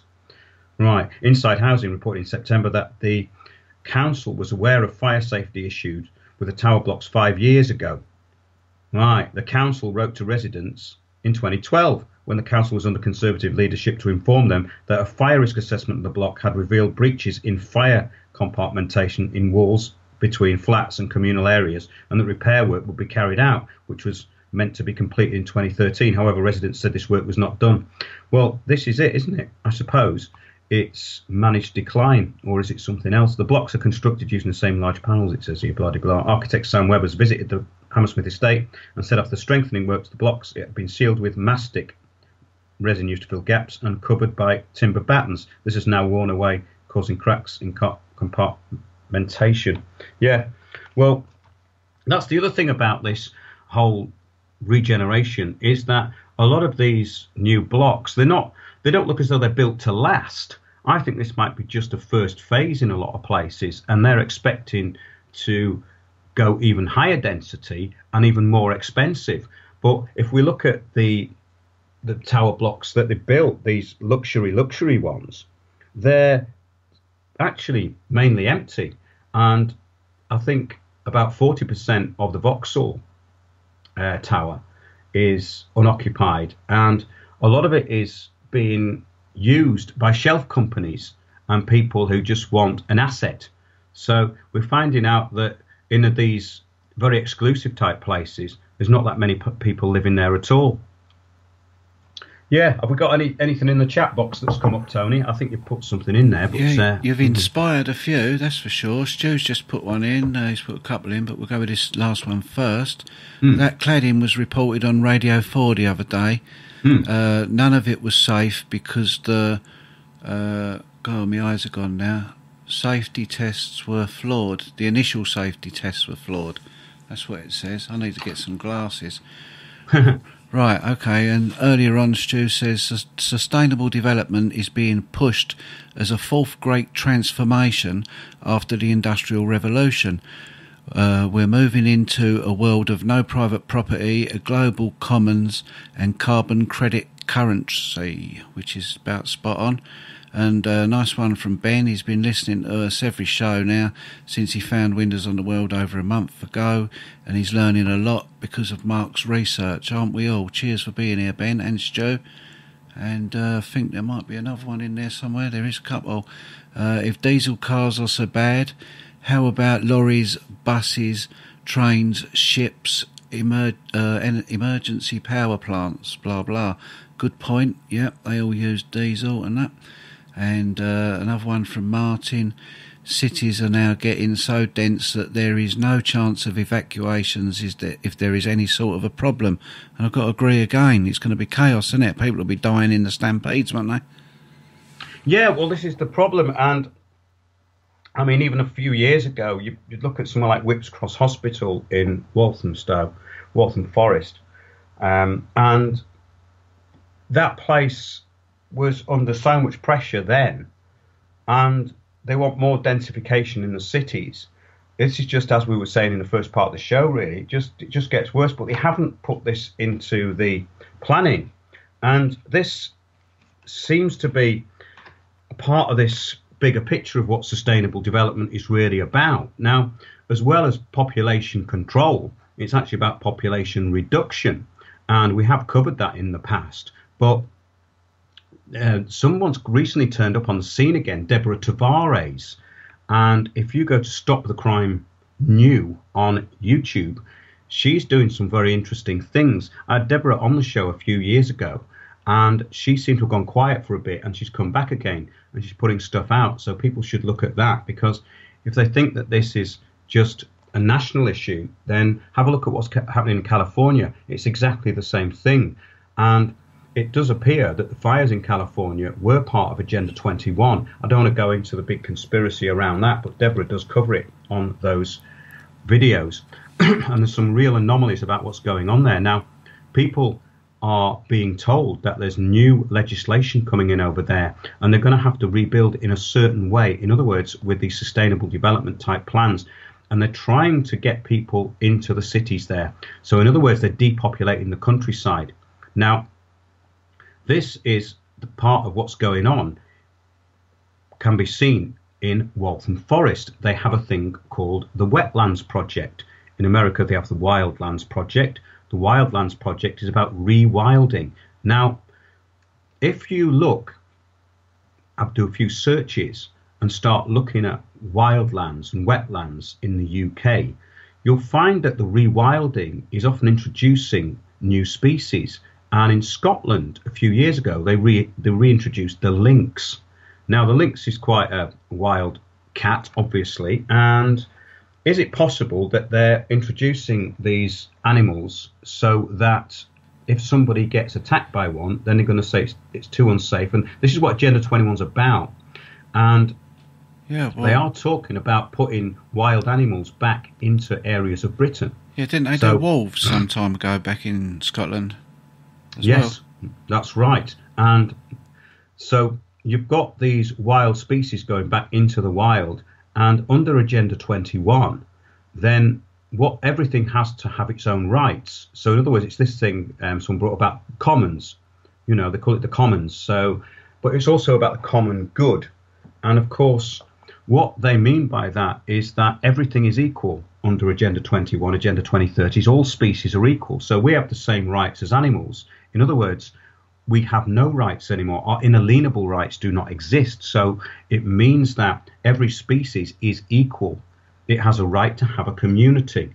Now, what they're doing is they start relabeling places. In Wales, for example, they've got one area which is red squirrel woodland. Now, they become a protected species. So in other words, that means that if the red squirrels are inhabiting somewhere in this high density of red squirrels, then that's a red squirrel woodland community.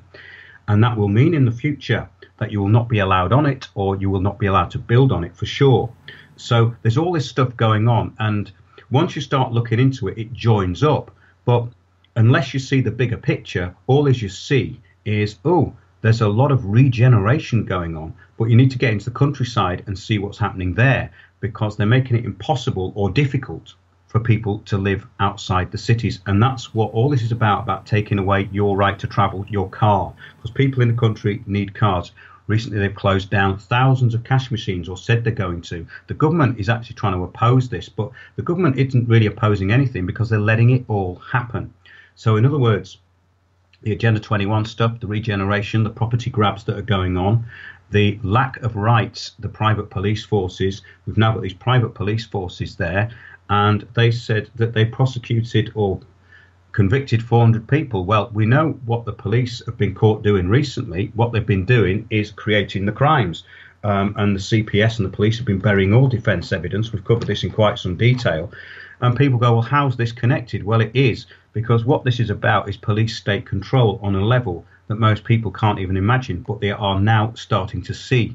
Because when you go into some of these areas in London, it's the beginning, if not, they're already gated communities. And gated communities are the thing for Agenda 21. What they want is you to be local. So you have these shops locally where you just get your provisions from, and you don't really go anywhere apart from to the occasional mall, which you can get to on the train. Yeah. So they want to discourage everybody from going anywhere. It's like a nice little prison complex, isn't it? Well, it's an open plan kind of concentration camp. If you look at, I can say this about Waltham Forest and areas round there because I know that area very well, what it used to be like. But if you go to anywhere like the Elephant and Castle, if you look at the Regeneration there, it's like some kind of weird modernistic dystopian toy town. And we've talked about this quite a lot. And what you're seeing is 40-foot pavements, no room for cars, cyclists sharing the pavement with pedestrians, or having very large cycle lanes put in. And again, we were talking about this the other week. There's a lot of divide and rule strategies going on here, and it all adds up to the bigger picture. But what I find really a problem with all this for me is that I actually like travelling. I like travelling up and down the country. I like going to different places. And that freedom of movement is something that I particularly value. And that is the main thing that's going to be restricted under Agenda 21 is your freedom of movement. So you are going to be put into your little community area and you are going to have these local shops. Now, I find absolutely hilarious the way that Savills see this and these property developers see it as this kind of celebrity inhabited kind of utopian place where all the nice millionaires live. But that's just not reality. It's actually where people who are trying to earn a living live. Because another thing that I've noticed, Tony, is that there's been a massive increase on the amount of people on the underground. I've noticed this at peak times. I know that it's always been extremely busy, but I've noticed that there's many more people on the underground. So with all of these people living next door to tube stations and piling onto the underground in the morning, we've got a Victorian system. These trains are really small. The tunnels are tiny. How are they going to take all these people? I mean, this high density thing, it can't work with a Victorian underground structure like that.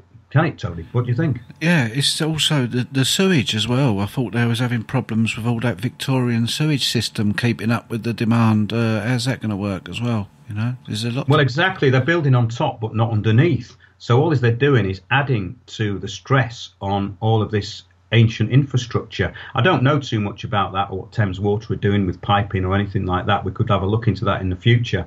But I wouldn't say that it's something that has been really foreseen, because what happens with these corporations is they come in and it's all about short-term profit. They don't want to really spend anything out. So as long as everything's in place, then you just carry on until something happens. Yeah, it doesn't. It doesn't matter if they have some sort of a disaster with the sewage or whatever. It's just another problem that they'll get a reaction to, and the solution will be that they get a load more money to fix it all up, and that's it. It doesn't matter, does it? Well, no, not really. And this is another kind of comedy element. In New York, for example, they're saying that basically sea levels rising, and where they're actually, I saw this last night, it's quite funny. There's about satellite altimetry for measuring sea levels, and one of the places they've got is this high density new housing development, and it's actually not that.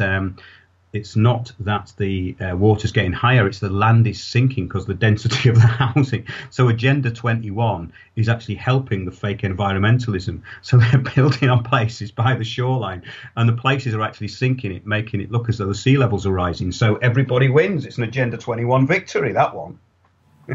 Indeed it is. I'm just thinking, there's a lot about London on here tonight, but this isn't just about London. This is everywhere, isn't it? As you keep saying, it's all over the world this is going on. So London is one of the places where it's really easy to see. They started off there early and they've hit it really hard, but it is going everywhere. Oh, yes, it is. And it's a uniformity. That's the thing. If you look at the uniformity of it, that's all you have to look at, is that it's the same everywhere. The structure is the same. These brightly coloured glass buildings might look slightly different, but they're all pretty much the same. If you have a look at Grindall 61 or Grindall 61 on YouTube, he goes into a lot of these council meetings and town halls that they have in California. And he actually drives through these areas where you've just got mile after mile of these blocks of new flats. high density, high density, high density. But of course, there's so much more room out there. We're trying to bring this model that's a worldwide thing to a city like London, which is already completely overdeveloped. And what's really interesting, I'm doing some filming down in the city, is that the building in the city is getting insane as well. You wouldn't think that it would be possible to develop it as much as they are doing. You'd think, well, it has to be some kind of cap put on this by the City of London Corporation, but there doesn't seem to be. And landmarks are just getting erased. There's parts of London now, because of these new blocks that are going up, you just can't find your way around. I mean, I used to drive around all the time doing my shows and my gigs, and I'd know pretty much what part of London I was in. There's certain parts of South London I'd go, oh, well, am I here or am I there? Oh, I'm there. You know, as soon as you get near the North Circular Road or South Circular Road, you know pretty much where you are. But a lot of these landmarks are going now. So I suppose you could say, oh, that's what old people say, you know, but I don't think it's that, because this has happened very quickly, and it's just that the whole landscape's changed. And also, what's sad about it is because the interesting places are going or gone, and so you've just got these kind of corporate places, and that's what it's going to be. Your eye scanner, you know, going into a gated community. And it does say here, as a little note of encouragement for people out there, Lendlease are actually supplying some properties for those earning less than £90,000. So there's hope for everybody. Indeed. Yeah. And as another little coda, anybody who thinks the Mayor of London is doing anything for them needs to think again, because Sadiq Khan signed up for Savills to rebuild on demolished council estates before he was mayor, and London council estates to be demolished for city villages. And this, of course, led into people like Lord Adonis, and we have covered this in the past. High density housing at market prices, and councillors are often a revolving door to the developers, to jobs with developers. Councillors are doing this. You can check this out. This is worth looking at. How many of your local councillors have got an open door or a consultation with a large corporation or developer? And that came out in the first part of the show, when that chap was stating at the meeting that the people in Waltham Forest who are implementing all this do have some, shall we say, special interests. And let's have a look at, let's have a look at West London then, Tony. Capco are building one-bedroom flats there for 750 grand. So, wow, what can we say about that? I mean, that's got to be, we've got to snap those up quickly, I think. Yeah, there are 4 of them. Yeah, yes, exactly. But I think what's going to happen is these new builds are to be demolished. I think that's what the end game is, the short-term end game. I think we're in an intermediate phase. I was talking to Piers Corbyn about this, and he sort of agrees. He thinks that what they're doing is they're trying to rebuild for elite housing for offshore buyers. And we're already seeing that. So now, Kensington and Chelsea, I think they've got about 30% of their property is unoccupied. You have to look that up, but it was some time ago. It's probably worse. Now, yes, of course, the whole thing has come into perspective with this Grenfell fire, which we covered, Grenfell Tower agenda. And I said when that happened that all liability would be removed from the council. Now, that's the last thing you want, because you want to make these people liable. This is what we were talking about earlier in the show. You've got to make them liable. So what they do is they remove all liability, and then they create these action groups, which are totally controlled. So, in other words, you have to create your own, like those people we're talking about at the beginning of the show, the tenant residents associations in Leytonstone. You need to create your own and not let it be taken over by people, because everyone at that meeting who spoke was very strident and very sure of what they were saying, because they'd done the research and the homework on it. And most of this stuff is pretty obvious now. Yep. We've got to get around to this Piers bit as well before the end of the show. We're running out of time, yeah? So. Yes, I think we should play that one, because that's about what's going to happen in the near future. Okay, here we go. Just over a minute appears. Right. Well, upcoming events in the fight back for decent housing for all and to stop social cleansing. On Tuesday, the 6th of February at 7 o'clock, we're going to have a big meeting to stop demolition of the Aylesbury estate and also defend the fight to stop the development proposed on the Elephant and Castle. It's on Tuesday, the 6th of February, 7 o'clock, in the Elephant area at the Draper Tenants Hall on Newington Butts. And that is going to be a great meeting. You should come along there. It includes Sean Berry from the GLA Assembly, Chris Claridge or some other speaker from Southwark Group of Tenants, Gemma Verney died from the Notting Hill Housing and Genesis Housing Association campaign to stop the merger, and of course Notting Hill Housing Trust is one taking over the Aylesbury if that plan continues, and various other people including Tanya Mirat from Defend Council Housing.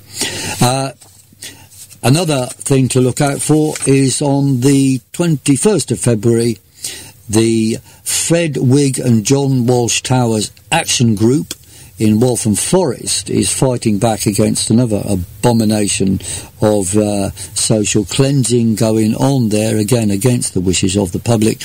And there's a cabinet meeting of the council on the 21st of February. Check out the websites on that. So, on with the struggle. Thank you. Yeah, that's great. Thank you very much to Piers there. And he's going to be keeping us updated on what's going on, because obviously he's a veteran housing campaigner. You can see a lot of our stuff about housing, so-called Regeneration, on windowsontheworld.net and our YouTube channel. And if you want to know more about the background of all this, it's all there. We've covered this for the last couple of years and longer as far as the principles of Agenda 21 or Agenda 2030 go. And really, that's what everybody needs to know about, the bigger picture of where this is all coming from, because it's the bigger picture that will put everything into perspective. And we must remember that in what the social engineers call the post-truth world, that if things can be proven, they cannot be denied. And that's been very, very true of what's happened tonight, really, that people have gone in, found out what's happening, and started to do something about it. Because when you've got people who are just there for corporate front, and they are what used to be called your elected leaders or councillors, then it's clear that something is absolutely wrong. And it's up to people to get off their arses and do something about it, I suppose, Tony, in conclusion. And we'll be covering more on this in the weeks to come. And if you've got a story that you'd like us to cover, get in touch. We can't cover everything in minute detail, but we can give a picture of what's going on. And it's very useful. If you've got a meeting with very powerful speakers, do record it. And maybe you can send us some clips, because I can't get to a lot of these meetings. I can't get to all of them. But there are some people coming up with some very interesting things at these meetings. So if you've got anything that you'd like to send in, you could send it, mail a big file. You can send it to info@windowsontheworld.net. Fairly short files, preferably with good bullet points, and we can put them out, because I think that's quite powerful. I've really enjoyed tonight's show, Tony. Yeah, absolutely. Yeah, we'll see everyone next week on Windows on the World. Yeah, that was inspiring, Mark, for those that are thinking of doing something rather than just moaning or letting it happen. Very inspiring show. Well done. Great information. Thanks to those that joined us in chat, your contributions there, and to those that have hosted us and looked after us on different networks. Hiya, Chuck, who's just popped in the chat from America, the Ocelli Effect every night. On Ocelli.com, where we're broadcasting on. He's saying there that plenty of commercial property has been brought up in the US. I'm sure you might have something to say with him, because you get on there with him once a month, don't you, now on a Wednesday. I'm not sure what Wednesday it is you're going, but you'll be on there soon. Go and check him out, Ocelli.com. You can find Mark's shows on there with Chuck and lots of other good stuff as well. Have a brilliant week, everyone. We'll see you next week. Cheers. Thanks, Tony.